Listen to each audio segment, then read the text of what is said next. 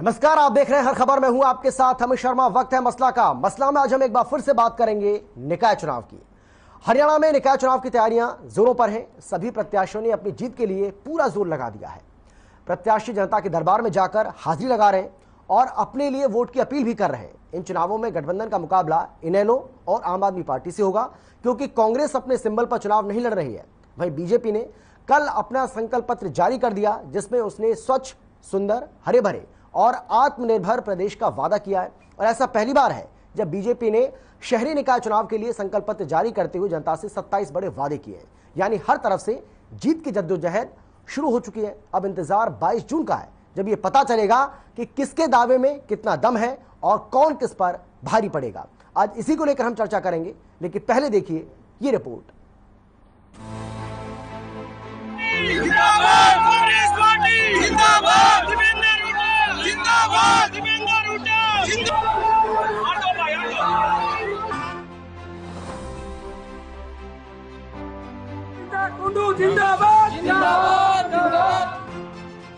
हरियाणा में निकाय चुनाव की तैयारियां जोरों पर हैं। सभी प्रत्याशियों ने अपनी जीत के लिए पूरा जोर लगा दिया है। प्रत्याशी जनता के दरबार में जाकर हाजिरी लगा रहे हैं और अपने लिए वोट की अपील भी कर रहे हैं। जहां बीजेपी जेजेपी मिलकर ये चुनाव लड़ रहे हैं, वहीं कांग्रेस सिंबल पर चुनाव नहीं लड़ रही है। एनएलओ और आप भी इन चुनावों में अपना दमखम दिखा रही है। अब ये पार्टियां गठबंधन को कितना टक्कर दे पाएंगी, ये अपने आप में एक बड़ा सवाल है। वहीं बीजेपी ने कल अपना संकल्प पत्र जारी कर दिया, जिसमें उसने स्वच्छ, सुंदर, हरे भरे और आत्मनिर्भर प्रदेश का वादा किया है। ऐसा पहली बार है जब बीजेपी ने शहरी निकाय चुनाव के लिए संकल्प पत्र जारी करते हुए जनता से 27 बड़े वायदे किए हैं। बीजेपी ने वादा किया है कि बीजेपी का संकल्प पत्र, सभी क्षेत्रों में लगेगी एलईडी और सोलर लाइट्स। बच्चों के खेलने और लोगों के सैर के लिए पार्कों का नवीनीकरण। जहां जरूरत होगी वहां नए पार्क बनाए जाएंगे। शमशान घाट का नवीनीकरण किया जाएगा। शमशान घाट में की जाएगी पानी, बैठने और रास्ते की व्यवस्था। स्ट्रीट वेंडर्स को लाइसेंस दिए जाएंगे। वेंडिंग जोन बनाया जाएगा। जहां कम्युनिटी सेंटर नहीं है वहां कम्युनिटी सेंटर बनाए जाएंगे। पुराने कम्युनिटी सेंटरों का नवीनीकरण किया जाएगा। कम्युनिटी सेंटर्स के नाम शहीदों और महापुरुषों के नाम पर होंगे। सड़कों का नवीनीकरण किया जाएगा। जहां जरूरत होगी वहां नई सड़कें बनाई जाएंगी। सभी क्षेत्रों में पानी की सप्लाई दी जाएगी। नए ट्यूबवेल लगाए जाएंगे और हर घर में नल से जल दिया जाएगा। नहरी पानी को स्टोर करके घरों में पानी पहुंचाया जाएगा। अमृत योजना के तहत सीवरेज लाइन डाली जाएगी। बरसाती पानी की निकासी के लिए काम किया जाएगा। अग्निशमन सेवाओं का सशक्तिकरण किया जाएगा। मोबाइल और कम्युनिटी टॉयलेट्स लगाए जाएंगे। सभी क्षेत्रों में नगर परिषद और नगर पालिका भवन बनाए जाएंगे। प्रदेश के सभी शहरों को आधुनिक लुक दिया जाएगा। सभी क्षेत्रों के शहरों और गांवों में प्रवेश द्वार लगाए जाएंगे। अवैध कॉलोनियों को नियमित किया जाएगा। गृह कर के कार्य को दुरुस्त किया जाएगा। लैंड पूलिंग पॉलिसी के आधार पर सेक्टर काटे जाएंगे। गौशालाओं का निर्माण किया जाएगा। सार्वजनिक स्थानों पर वाटर कूलर की सुविधा उपलब्ध कराई जाएगी।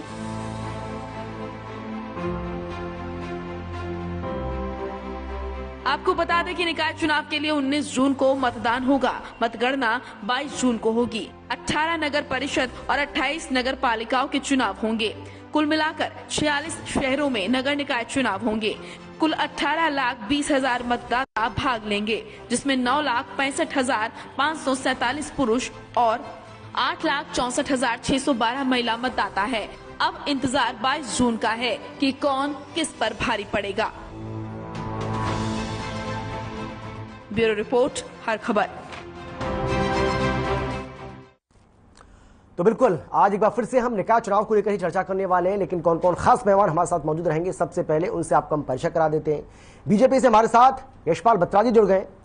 कांग्रेस की तरफ से हमारे साथ टीना करमवीर जी जुड़ गई हैं और इसके साथ ही इनेलो से कृष्ण कुटेल जी, जबकि आम आदमी पार्टी की ओर से अभय जैन जी हमारे साथ मौजूद रहने वाले हैं। आप सभी का बहुत बहुत स्वागत है। लेकिन यशपाल जी, सबसे पहले मैं आपके पास आते हुए, सर अब तो बहुत ज़्यादा समय बचा नहीं है, कैसी तैयारी है आपकी? लेकिन सवाल ये भी है कि भाई आप गठबंधन में चुनाव लड़ रहे हैं, आप जेजेपी के साथ मिलकर चुनाव लड़ रहे हैं, लेकिन अलग से संकल्प पत्र लाने का मतलब क्या माना जाए, मायने क्या है इसके?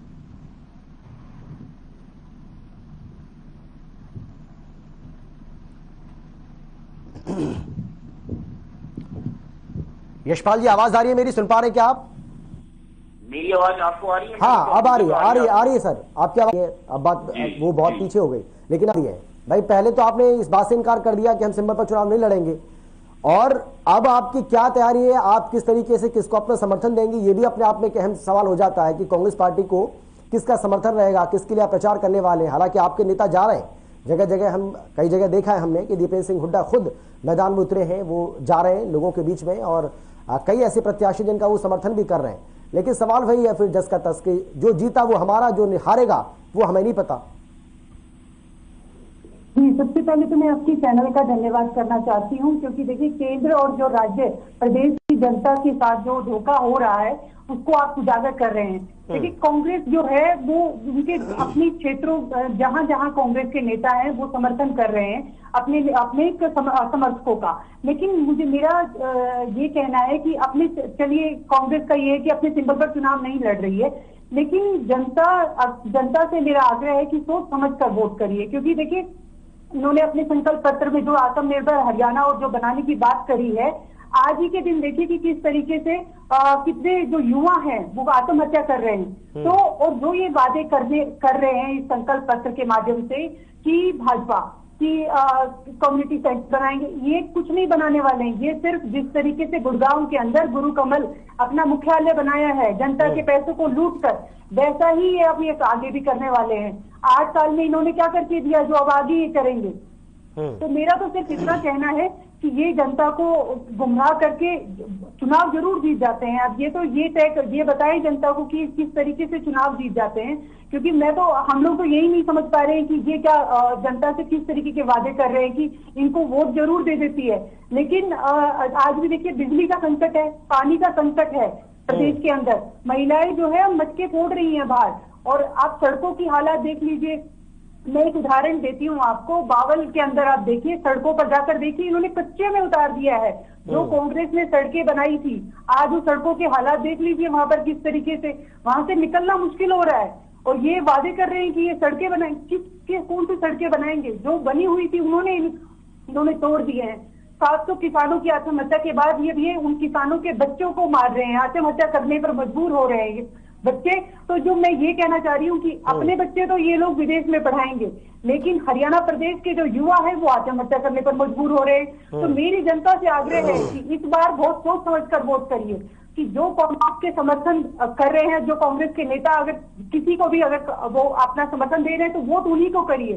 क्योंकि अगर आप भाजपा को वोट करते हैं तो आप अगर बोलेंगे, उनके खिलाफ बोलेंगे, तो वो अलग बात है कि ईडी के छापे लगवा देंगे या सीबीआई आपके पीछे लगवा देंगे। लेकिन आप एक सही व्यक्ति को चुनेंगे जो आपकी आवाज उठाएंगे, आपकी आवाज बनेंगे और आपके लिए काम करेंगे, जनता के लिए।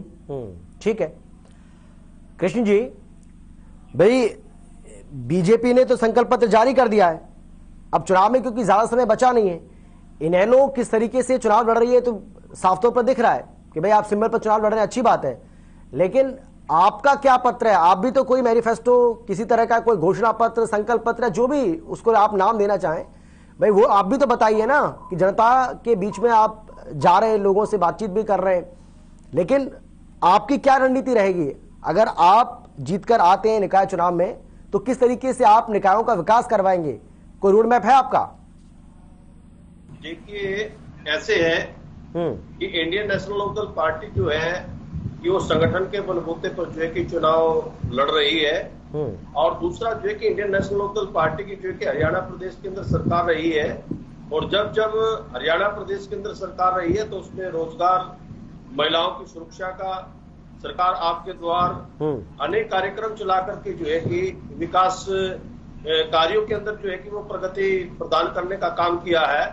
लेकिन आज बीजेपी जो है कि बहुत बड़ा मुद्दा जो है कि इस स्थानीय निकाय चुनाव में है एक बेरोजगारी का मुद्दा है, दूसरा जो है कि महंगाई का मुद्दा है। और आज तो जो है कि बीजेपी सरकार ने जो केंद्र की जो सरकार है अग्निपथ योजना जो लेकर के आई है, और उस अग्निपथ योजना के तहत जो है कि आज जो है कि गांव के अंदर जो है कि सचिन नाम का युवक जो है कि वो उसने आत्महत्या कर ली है कि इतना भयंकर जो है कि ये योजना लेकर के आए हैं कि सेना के अंदर जो है 4 साल से भर्ती रुकी हुई थी, अगर भर्ती भी लेकर के आए हैं तो 4 साल के लिए भर्ती जो है कि जो हमारे 3 अंग हैं सेना के, उसके अंदर जो है कि भर्ती करने का प्लान जो इनका है, और टोटली जो है कि इस योजना के तहत जो है कि हमारी जो पॉलिसी है। नहीं, आप इसका मतलब ये संकेत दे रहे हैं, आप ये कह रहे हैं कृष्ण जी कि आप इस मुद्दे को भुनाएंगे, आप निकाय चुनाव में इस मुद्दे को भुनाने वाले हैं, आप लोगों को बताएंगे कि किस तरीके से ये योजना उनके हित में नहीं है, युवाओं के हित में नहीं, ये बताने की कोशिश कर रहे हैं आप। इसका मतलब ये मानूं क्या मैं? युवाओं के हित में भी नहीं है, देश के हित में भी नहीं है। जैसे गोरखा नेपाली गोरखा जो है, गोरखा रेजिमेंट्स जो है और उसको खत्म किया जा रहा है। जैसे राज रेजिमेंट्स है, सिख रेजिमेंट्स है, जो सिंगल जो है कि एक अलग से जो है कि विंग होता था और उसके तहत जो है कि सेना के अंदर भर्ती होती थी, और उसको जो है कि खत्म करके जो है कि ये डायरेक्ट जो भर्ती जो है कि कर रहे हैं, तो उससे जो है कि जैसे गोरखा एंड एक बहुत बहादुर कौम है, और जो है कि नेपाल के अंदर जो एक बहुत और सदियों से जो है कि अंग्रेजों के समय से और विश्व युद्ध के दौरान और अब वो मैं समझ गया सर, वो मैं समझ गया। मैं सिर्फ आपसे ये जानना चाह रहा हूं क्योंकि चर्चा आज हम निकाय चुनाव को लेकर कर रहे हैं। अगर ये हमारा विषय होता तो मैं पूरा मौका देता आपको बोलने का, आप बोलते इस पर, मुझे कोई आपत्ति नहीं थी। लेकिन अभी क्योंकि अभी हमारा मुद्दा है निकाय चुनाव का, तो मैं आपसे ये जानना चाह रहा हूं कि इस बात का जिक्र आप इस पैनल में बैठकर कर रहे हैं, तो इसका मतलब क्या ये माना जाए, इसका मतलब क्या ये मानूं मैं कि आप निकाय चुनाव में भी अग्निपथ स्कीम का विरोध करेंगे, लोगों को आप बताएंगे किस तरीके से ये देश हित में नहीं है, युवाओं के हित में नहीं है, मैं ये मानूं क्या? युवाओं का रोजगार जो है कि वो छीनने का काम बीजेपी सरकार कर रही है। दूसरा जो है कि ये जो कानून जो योजना लेकर के आए हैं, तो हमारे देश के ऊपर जो है ना, चाइना से हमें खतरा ठीक है अभय जी, ऊपर है। ठीक है, तमाम बातें, बेरोजगारी का मुद्दा है जो आज बेरोजगारी दर जो है कि हरियाणा प्रदेश के में जो है कि वो सबसे ऊपर है, और महंगाई का मुद्दा है। नहीं, लेकिन ये भी आपको बताना पड़ेगा कृष्ण जी। देखिए ठीक है, आप सरकार की जो नाकामी है आप उसको बताइए, आपको पूरा अधिकार है, लेकिन आप जहां तक जीत कर आएंगे ये भी आपको बताना पड़ेगा कि आप किस तरीके से वहां विकास कार्य कराएंगे, ये भी आपकी जिम्मेदारी बनती है। लेकिन उसको आप सवाल को टाल रहे हैं, आप उसका जवाब दे ही नहीं रहे। ठीक है, मैं लौटता हूं आपके पास। अभय जी देखिए, सबसे बड़ी जो अग्नि परीक्षा मुझे ऐसा लगता है कि वो आपके लिए है, आम आदमी पार्टी के लिए है। देखिए आप पहली बार चुनाव लड़ रहे हैं, छोटा चुनाव है, लेकिन ये चुनाव आपके लिए विधानसभा चुनाव के लिए जमीन तैयार करेगा, और इसीलिए मैं ये जानना चाहता हूं आपसे कितनी तैयारी है आपकी? देखिए, अगर आप देखेंगे तो जो 18 नगर परिषद है और 28 नगर पालिका है, इन सभी के अंदर अगर कहीं अगर चुनाव है तो भारतीय जनता पार्टी और आप पार्टी के बीच में, हाँ आम आदमी पार्टी बिल्कुल ताकत के साथ चुनाव लड़ रही है। वहीं अगर जहां बीजेपी नहीं लड़ रही, जहां जेजेपी है, तो वहां भी जेजेपी वर्सेस आप पार्टी। मतलब मैं कहना चाह रहा हूं, हरियाणा में सीधा चुनाव रूलिंग पार्टी वर्सेस आप पार्टी है। कांग्रेस पार्टी और इंडियन नेशनल लोकदल पार्टी कहीं पर भी इस चुनाव में नहीं नजर आ रहा। अच्छा, दूसरा सबसे जो बड़ा मुद्दा इस वक्त पूरे हरियाणा के अंदर है वो है भ्रष्टाचार। आज हमने अपना मैनिफेस्टो जारी करके ये भी कहा है कि ये 46 नगर निकाय चुनावों के अंदर हमारा सबसे महत्वपूर्ण मुद्दा है कि हमें जहां आम जनता हमें मौका देगी वहां हम भ्रष्टाचार जो एक अंत बन गया है नगर पालिकाओं का, नगर परिषदों का, उसको हम पूरी तरह समाप्त करेंगे। आज अगर आप देखेंगे तो पूरे हरियाणा में सभी नगर पालिकाओं में, नगर परिषदों में, नगर निगम के अंदर बिना पैसे दिए कोई काम नहीं। ये जो हाउस टैक्स है वो गलत भेजे जा रहे हैं, ठीक करने के लिए पैसे देने पड़ते हैं। नक्शा पास कराना है तो पैसे आपको देने पड़ते हैं। नगर निकाय का कोई भी काम बिना पैसे दिए नहीं। तो सबसे बड़ा मुद्दा हमने जो उठाया है भ्रष्टाचार।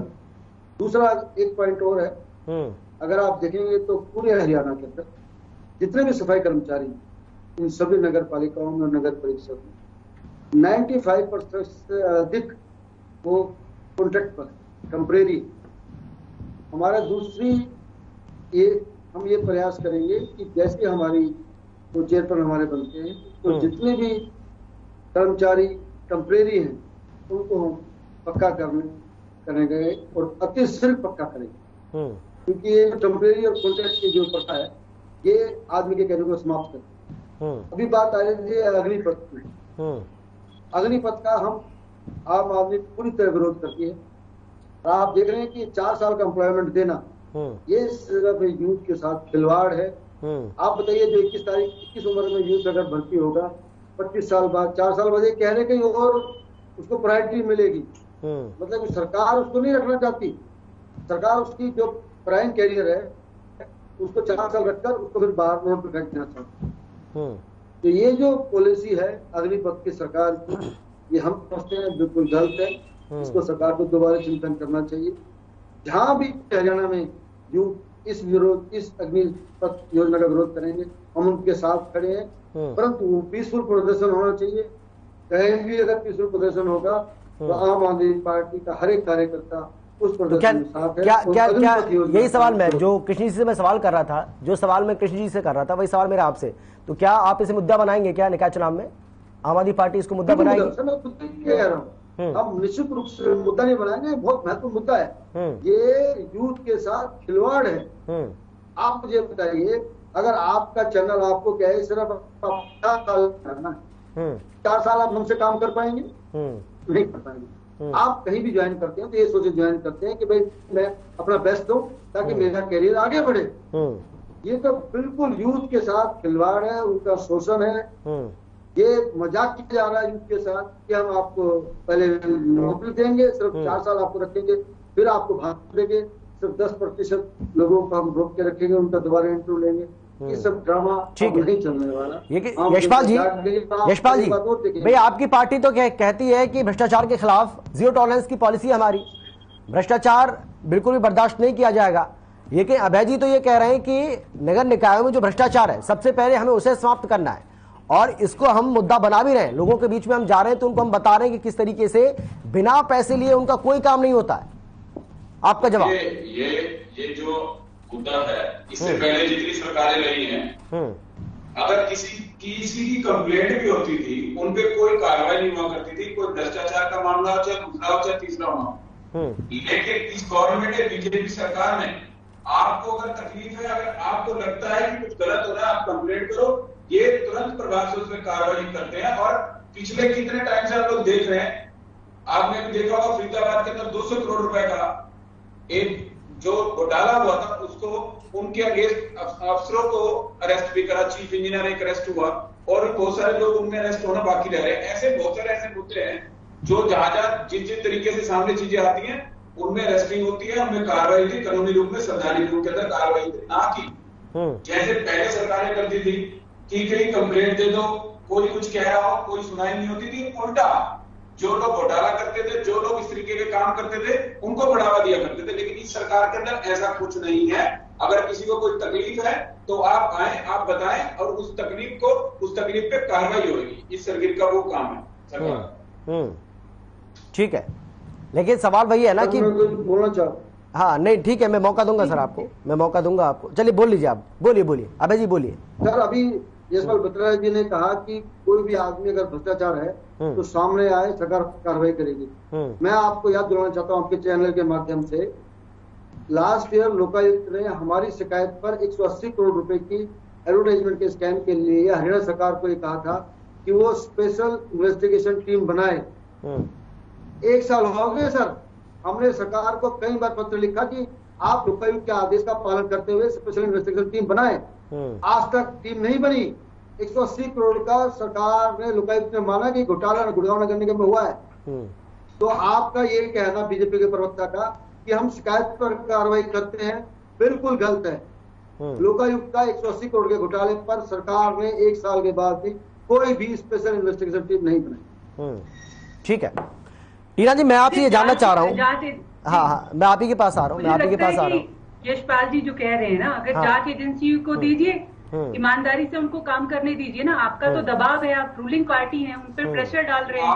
आपके कहने के तुरंत बाद लोगों के पास पहुंच जाते हैं। आप अपने ही कार्यकर्ताओं को या अपने ही समर्थकों को या अपने ही नेताओं के यहाँ पहुंचाइए है ना एक बार। जिस तरीके से फरीदाबाद में जो घोटाला सामने आया और जितने धान घोटाले, आप एक बार ईडी या जितनी भी जांच एजेंसियां हैं, घोटाला जिन पे कार्रवाई नहीं हुई, आप मैं चैलेंज सुनिए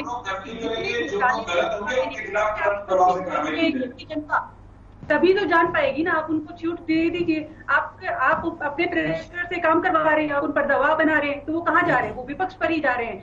आपके उनको जांच एजेंसियां जो है वो तुरंत पहुंच जाती हैं आप लोगों के एक फोन करने पर ही। लेकिन आप अपने कार्यकर्ताओं आप करवाइए जितने लोग। नहीं, लेकिन टीना जी भाई वो ये भी तो कह रहे हैं ना, टीना जी रामदेव ने कहा था एक एक करके सर, क्योंकि आप दोनों एक साथ बोल रहे हैं तो आवाज दब रही है, समझ नहीं आ रहा किसी को कुछ भी। मैं टीना जी ये कह रहा हूँ, इस निकाय चुनाव में सबसे बड़ा मुद्दा जो है वो भ्रष्टाचारी है। और जो 12 करोड़ लोगों से नौकरियां छीनी गई है, तो मुझे लगता है कि ये मुद्दा सबसे अहम है कि युवाओं को नौकरी नहीं मिल रही है और जो मिल रही है। टीना जी, जो यशपाल जी ने एक बात जो कही है और बीजेपी के तमाम नेता इस बात को कहते हैं कि अगर ठीक है करप्शन का कोई, हम ये नहीं कह रहे कि करप्शन नहीं हो रहा है, अगर करप्शन का कोई मामला सामने आता भी है तो तुरंत उस पर कार्रवाई होती है।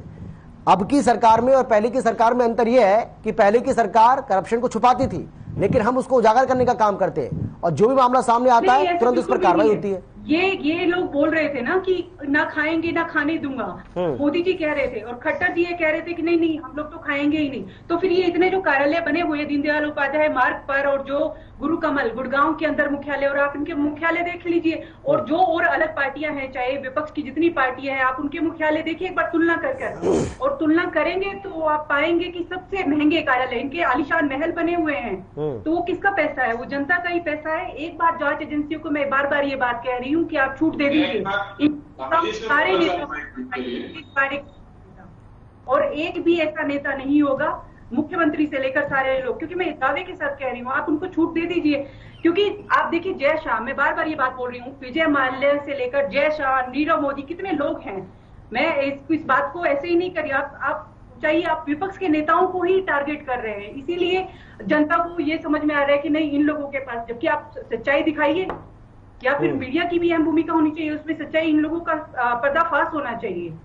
और इस चुनाव के अंदर सबसे अहम मुद्दे, ये तो ट्रिपल इंजन की सरकार और पता न जाने क्या क्या वादे कर रहे हैं, और जो प्रदेश की जनता है वो गुमराह भी हो जाती है। वो उस समय ये भूल जाती है कि हमें तो बिजली पानी या नौकरी या हमें तो महंगाई से हम मरे हुए हैं, लेकिन फिर भी वोट दे रहे हैं, क्योंकि ये पता नहीं ऐसा क्या, मैं यही तो कह रही हूँ, इनके पास ऐसा क्या जादुई मंत्र है जो ये जनता में फूंक देते हैं और वोट इनको मिल जाते हैं। लेकिन चुनाव को इवेंट की तरह मत बनाइए, राजनीति को इतना खराब मत करिए कि राजनीति में आने से लोग डरे।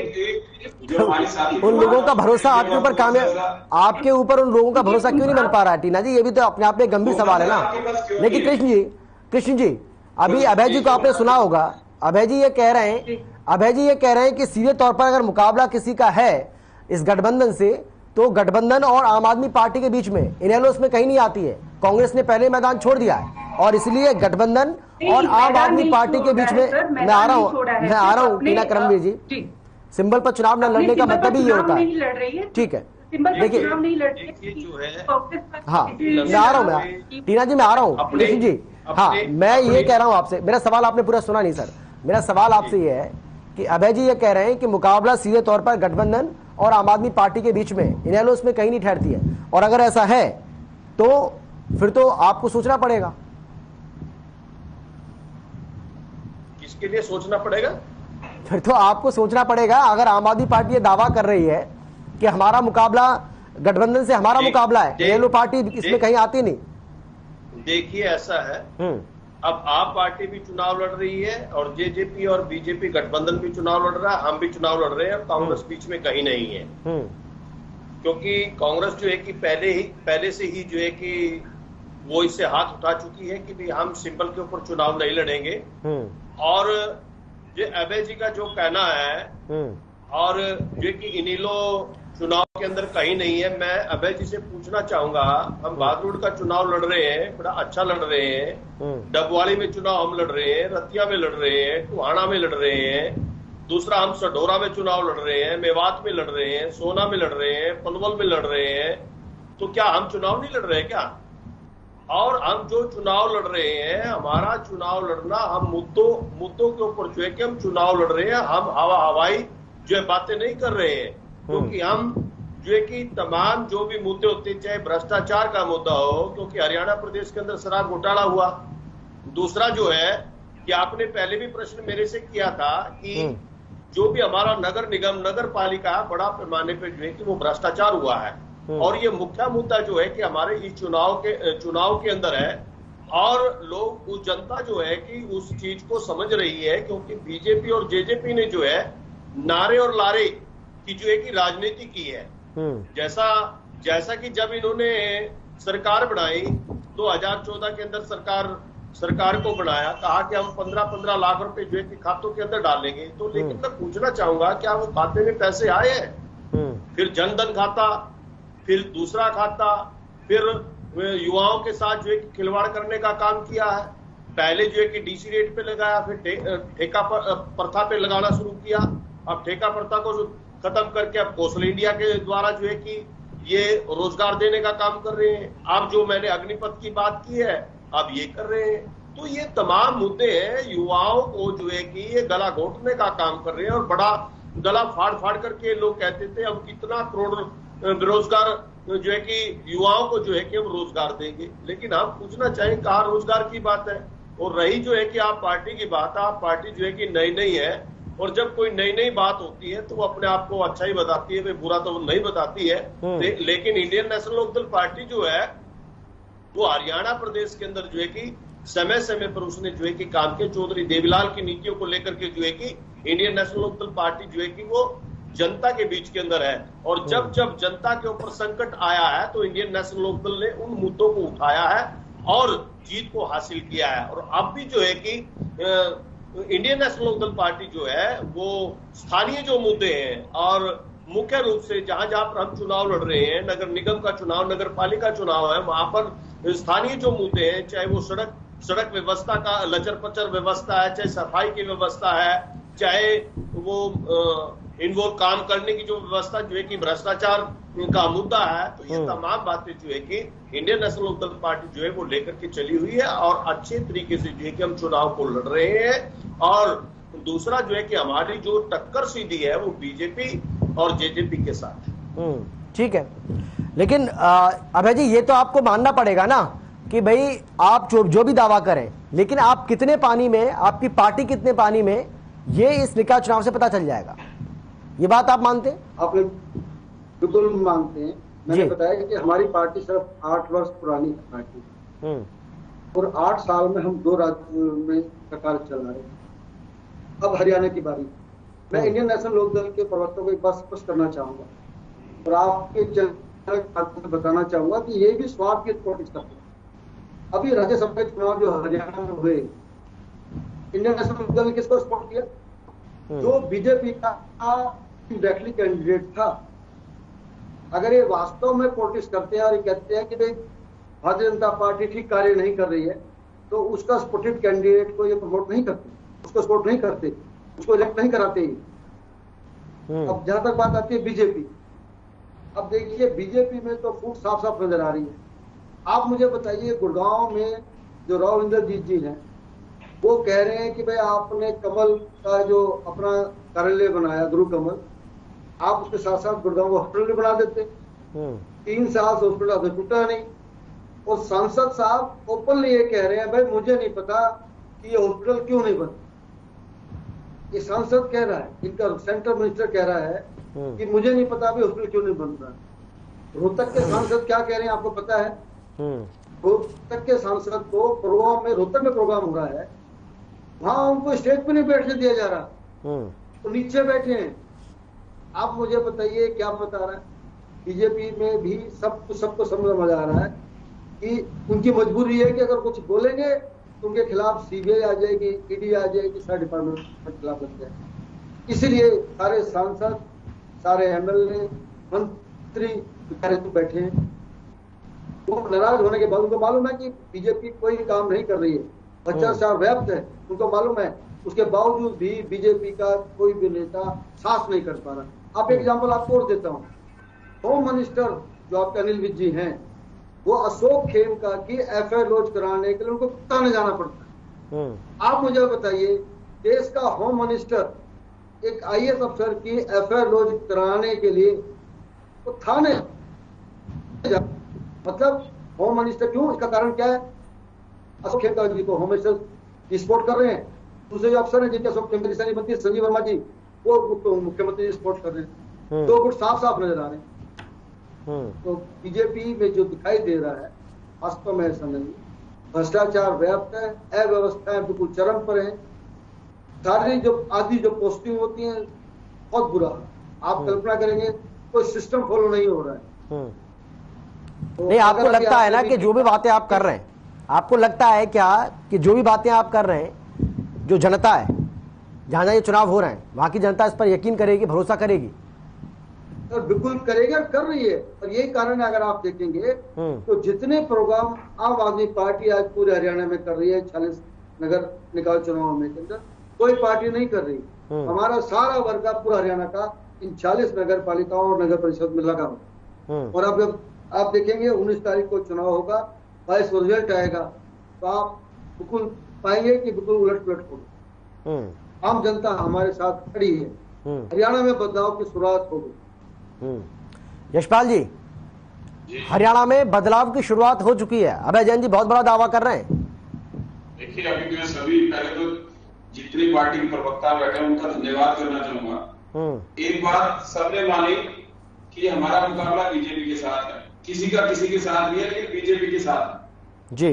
और मैं एक धन्यवाद कांग्रेस प्रवक्ता का करना चाहूंगा। उन्होंने कहा इनके पास कोई ऐसा मंत्र है जो समाज और पब्लिक वो नहीं को करती है। और हमारे साथी बड़े अच्छे साथी हैं, वे जैन जी एक बात कह रहे थे कि राव इंद्रजीत ने कहा कि गुरु कमल बनाना जरूरी था, हॉस्पिटल क्यों नहीं बनाया।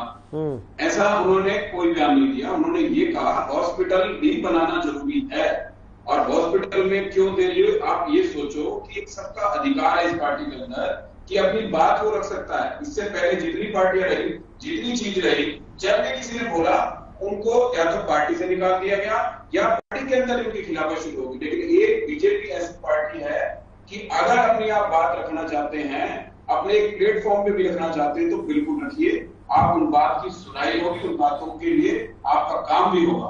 और ऐसा नहीं कि राव इंद्रजीत बड़े समझदार और बड़े अच्छे नेता हैं और इस दक्षिण हरियाणा के अंदर उनका बड़ा अच्छा नाम है और बहुत ही अच्छे और बहुत ही इंटेलिजेंट नेता है। उनका अधिकार है, वो अपनी बात बड़े अच्छे से रखते हैं और वो किसी भी पार्टी में रहे इससे पहले तब भी वो इस तरीके से अपनी बात रखते। हाँ, ये जरूर है कि इस पार्टी के अंदर उन्होंने अपनी बात रखी और उसके बाद उन पे काम भी शुरू हुआ। और रही बात, हेलो, हाँ आवाज आ रही है आपकी, आप बोलिए बोलिए बोलिए यशपाल जी, मुझे आवाज आ रही है आपकी, बोलिए।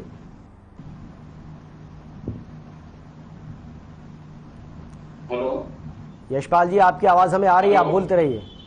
हेलो हेलो यशपाल जी, सुन पा रहे हैं क्या आप मुझे? मैं सुन पा रहा हूँ। मेरी आवाज आ रही है आपको? हाँ, आपकी आवाज प्रॉपर आ रही है हमें, आप बोलिए आप। अच्छा, तो मैं अभी बाकी साथियों का सुन रहा था बैठे बैठे। हमारे जो अभय जैन जी आपके प्रवक्ता हैं, बात कह रहे थे कि अग्निपथ का जो एक हमने मिशन चलाया है, आप देखिए इजराइल की सेना देखिए, यूएसए की सेना देखिए, आप अपनी सेना को उनसे कंपैरिजन करिए कि 17.5 साल से 21 साल तक के युवाओं को अगर रोजगार मिलेगा और उसके बाद 4 साल के को ट्रेनिंग है, ये नौकरी का जरूर एक इसके अंदर दिया हुआ है कि उनको भाई नौकरी मिलेगी, लेकिन 4 साल की जब ट्रेनिंग पूरी हो जाएगी और उनको इन बिटवीन की सैलरी भी मिलेगी, इसके बाद उनको पेंशन भी, पेंशन के रूप में एक अमाउंट मिलेगा जो गवर्नमेंट भी देगी और उनका 30% अमाउंट उस सैलरी में से हर महीने दिया जाएगा पीएफ के रूप में।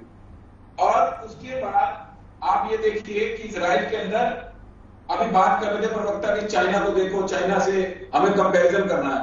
ये जो पॉलिसी हमारी बनाई गई है, पॉलिसी का रूप भी यही है कि चाइना के रूप कितना है, चाइना की तरह हमें अपनी सेना को आगे लेना और हर नागरिक की जो जिम्मेदारी बनती है, जिम्मेदारी के रूप में उनको इतना तैयार कर दिया जाए कि जिस दिन सेना की जरूरत पड़े हर घर से एक सैनिक निकल के आ जाए। और ये इस पॉलिसी के तहत वो काम किया जा रहा है। और इस पॉलिसी के तहत एक समय ऐसा आएगा कि हर घर के अंदर सैनिक होगा, हर घर के अंदर सेना का जवान होगा और वो इतना कैलिबर होगा कि उसको सारे शस्त्र चलाने आते होंगे।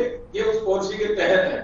और बाकी बहुत सारी बातें हैं इसके अंदर। भ्रम फैलाया जा रहा है, लोगों के अंदर बेरोजगार की बातें करी जा रही हैं और युवाओं को मिसगाइड किया जा रहा है, उनको बताया जा रहा है कि ऐसा नहीं होगा, ऐसा नहीं होगा, ऐसा नहीं होगा। इसके अंदर 25% 4 साल के बाद 25% जो लोग होंगे वो एज इट इज जॉब करते रहेंगे। जो सर नया जुमला दे दिया गया आपकी सरकार के द्वारा सर। 75 हेलो, हाँ बोलिए यशपाल जी, बोलिए आप। जो 75% लोग होंगे, जो 75% वहां से जाएंगे, वो इतने सक्षम हो चुके होंगे, वो चाहे कहीं भी जाके जॉब करेंगे, उनको अच्छी जॉब मिल जाएगी, ट्रेनिंग भी हो चुकी होगी और कुछ एक अमाउंट उनके पास आ भी चुका होगा युवाओं के पास, वो अपना बिजनेस भी कर सकते हैं या दूसरी जॉब में भी जा सकते हैं। इस तरीके की और समाज और देश भी आगे बढ़ सकता है। जिस रूप में ये काम किया जा रहा है, इसी दिशा के अंदर चाइना को ही देख के, चाइना को ही टारगेट करके काम किया जा रहा है। लेकिन ये बात यशपाल जी, ये बात जो आप हमें समझा रहे हैं, सबको जो पैनल में लोग बैठे हैं या हमें जो समझा रहे हैं आप, ये बात आप उन लोगों को क्यों नहीं समझा पा रहे हैं जो इसका विरोध कर रहे हैं, या उन युवाओं को क्यों नहीं समझा पा रहे हैं जो आज सड़कों पर हैं? आप देखिए, इससे पहले भी देश के अंदर बहुत बड़े बड़े प्रदर्शन हुए हैं और लेकिन उसकी जो विपक्षी पार्टियां हैं वो लोग उनको मिसगाइड करते हैं। पहले तो एक बार वो आगे आते हैं, फिर वो धीरे धीरे उनको समझते हैं कि देश चाहता क्या है, समाज क्या चाहता है, किस दिशा में समाज को लेके जाना है।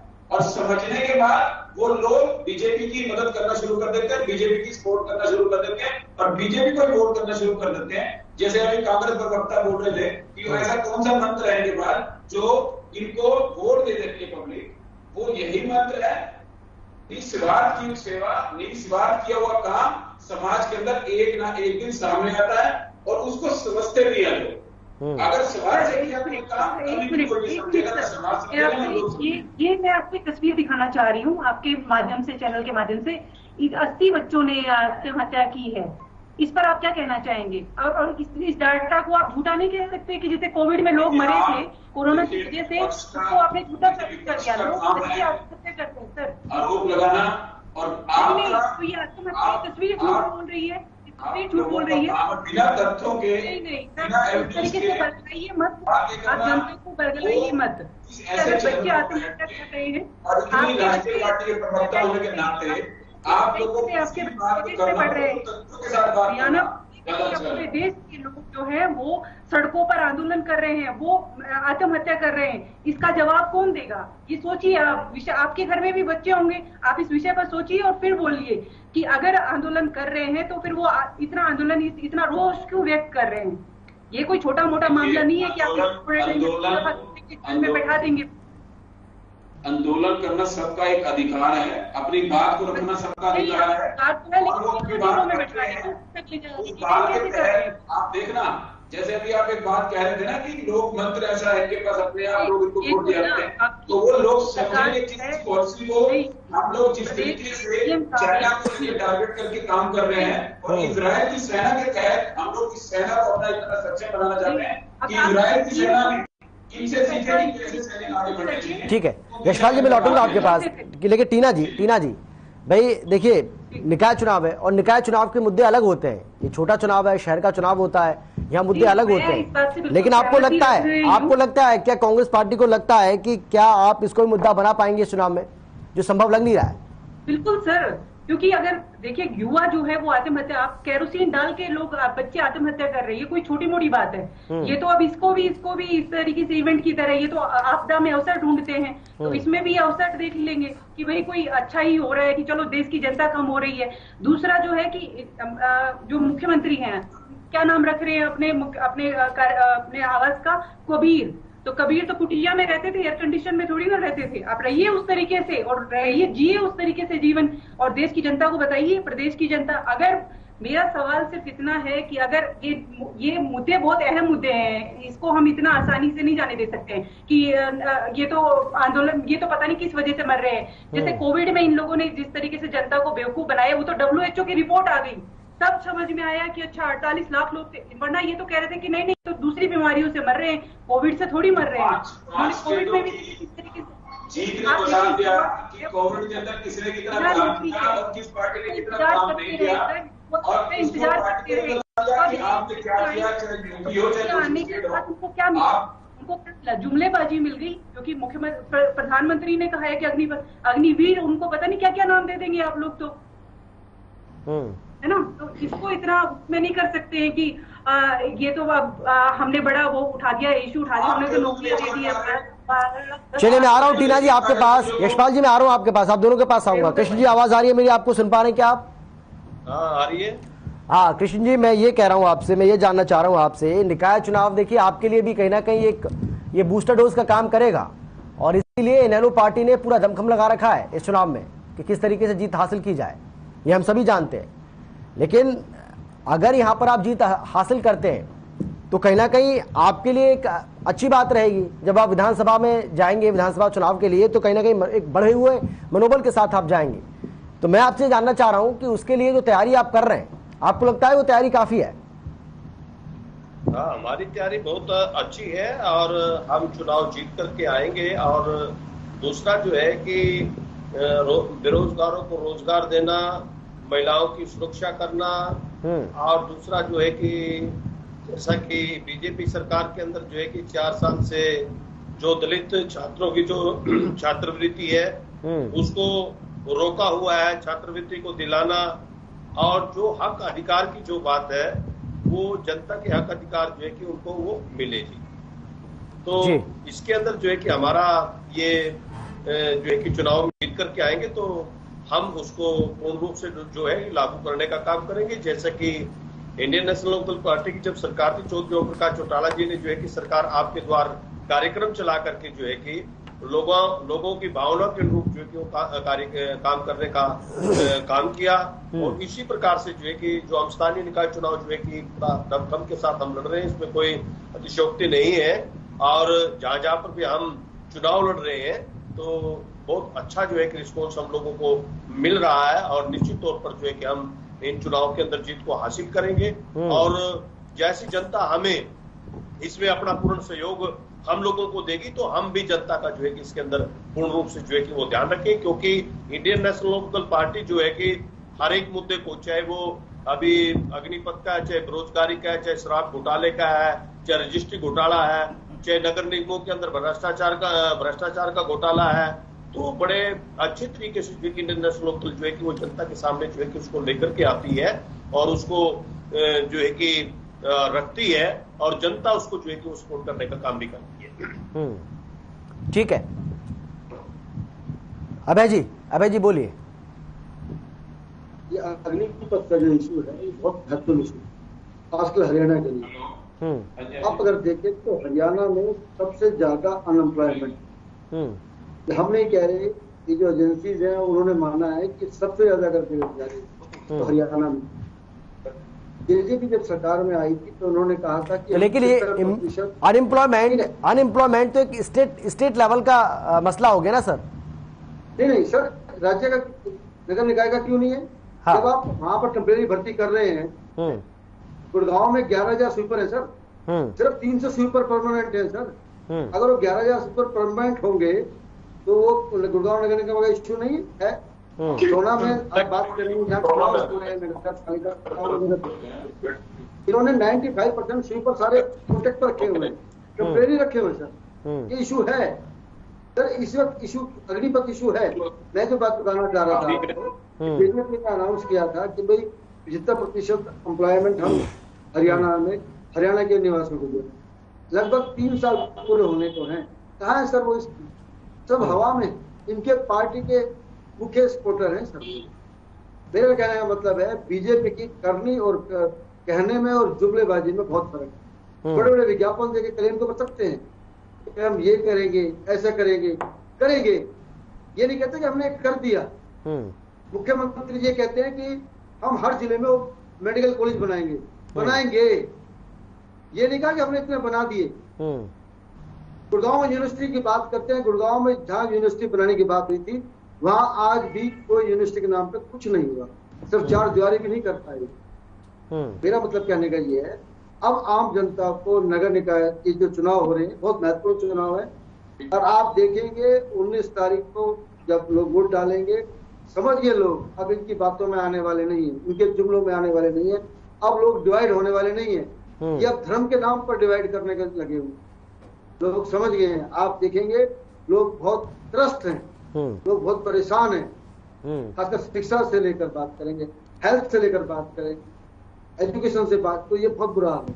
ठीक है, आप देखेंगे। लेकिन यशपाल जी इससे पहले ये देखा गया है कि निकाय चुनाव के लिए शायद कभी आपने इस तरीके से संकल्प पत्र का ऐलान नहीं किया था, या बाकायदा एक संकल्प पत्र, मैनिफेस्टो या जो भी आप उसको कहना चाहें, कभी ऐसे लाए नहीं।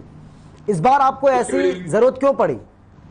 क्या बात समझिए जी, आज देश इतनी स्पीड में बढ़ रहा है, नई नई टेक्नोलॉजी, नए नए तरीके, नए नए सिस्टम लाते हैं सामने, और ऐसे ही बीजेपी पार्टी है और सभी पार्टियां हैं, जो चीज समाज की जरूरत है, जो लोगों की रिक्वायरमेंट है, जिस तरीके से चल रहा हो, चाहे वो सोशल मीडिया के माध्यम से, चाहे वो मीडिया के माध्यम से, वो चीजें लाई जाती है। संकल्प पत्र भी उसी का एक रूप है, और नई टेक्नोलॉजी, नए सिस्टम के अंदर, नए युवाओं के अंदर और पढ़े लिखे युवाओं के अंदर ये चीजें सामने आती हैं, और लोग उससे समझते हैं ये पार्टी क्या करना चाहती है, दूसरी पार्टी क्या करना चाहती है। अभी एक बात में बैठे बैठे इनोलो पार्टी के प्रवक्ता से सुन रहा था कि भ्रष्टाचार की बात ये कर रहे थे।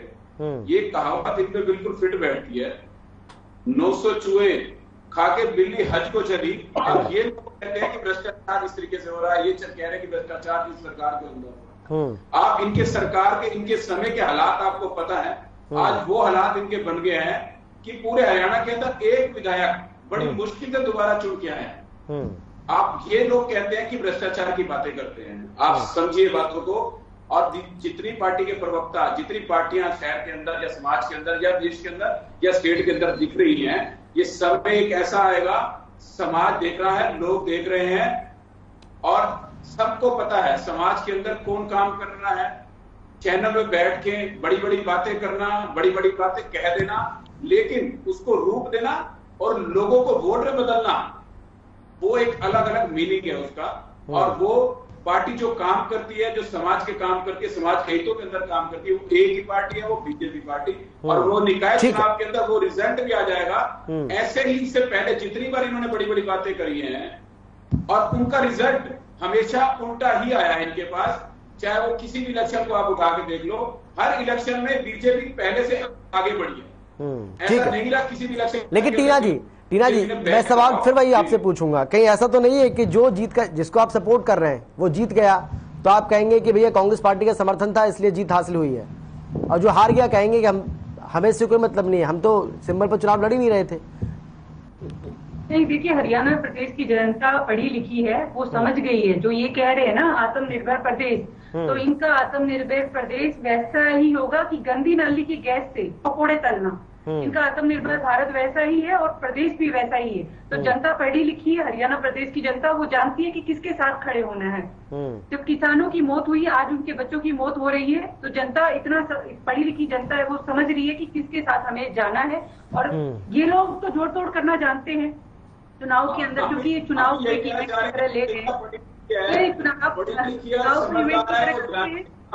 जीत भी जाते हैं। लेकिन अगर इस बार ऐसा नहीं होगा। इस बार हम अपनी गलतियों से भी सबक ले रहे हैं। ठीक है, तो इसका लेकिन कृष्ण कुटेल जी आपको हंसी क्यों आ रही है? पहले वैसा नहीं होगा। कृष्ण कुटेल जी आपको हंसी क्यों आ रही है? हाँ, इस बार सारी जुमलेबाजी, फेकोबाजी।